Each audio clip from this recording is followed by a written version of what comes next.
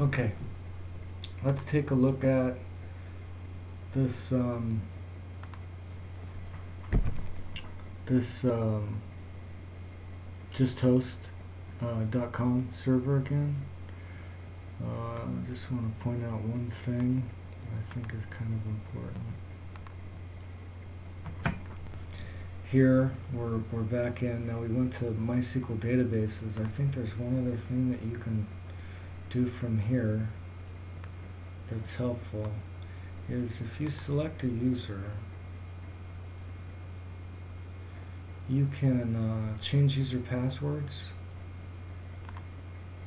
there for any of the users that we've established.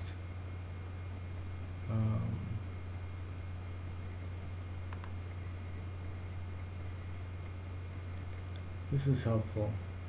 These are the privileges for the MoonDev user on the Gurgle1 dev database. Okay, so I've only given them select privileges, which means they can run select queries, retrieve data from any of the tables in the Gurgle MySQL database to view or present to users in the website, but they can't alter, for instance, drop tables, change indexes, do any of these other things. But this the SA accounts that I created, and also my account, since I'm the administrator at the moment, I've given all privileges to, so that I'm able to make any changes to any of those tables and drop and create indexes and so forth.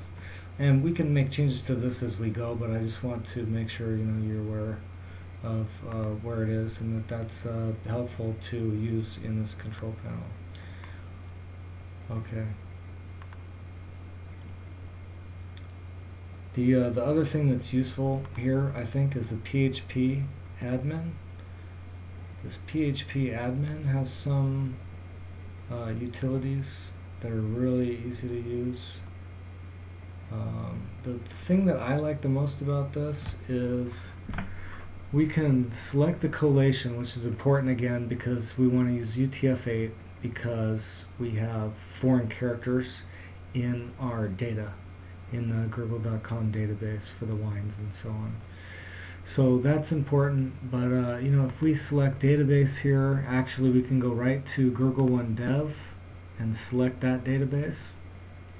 We can see all the tables, we can see all the columns, we can make a selection to select the grapes, for example, table, and then we see all the grapes. It'll return that query. So it shows us the data, and it shows us even the SQL query that it used to return the rows for us, retrieve the rows. We can create new tables. We can do quite a few things from here.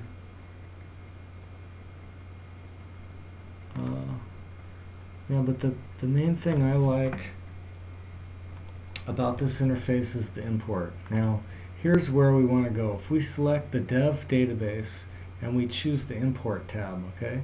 Now we want to browse our computer for a data file that we exported in the comma delimited format earlier from our Excel spreadsheet.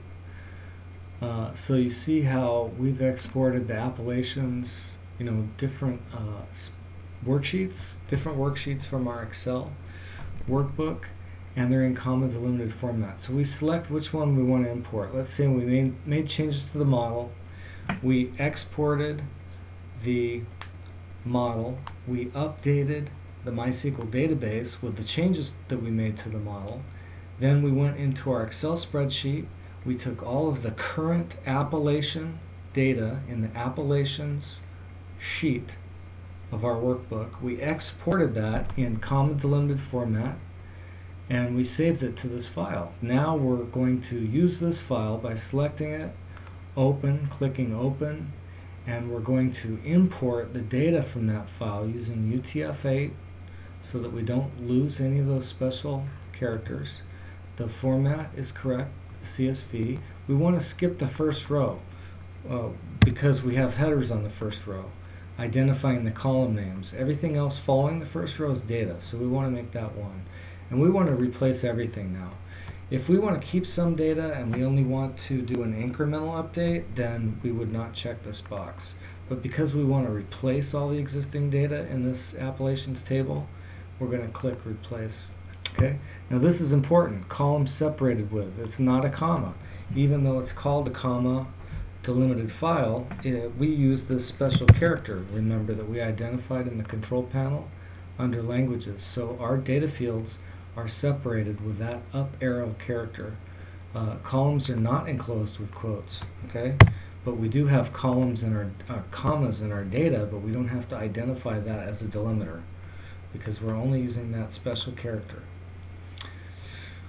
Okay, that's all we need. And we click go, and boom, it's going to import all of the appellation data that we just exported out of Excel into our MySQL database. That's it.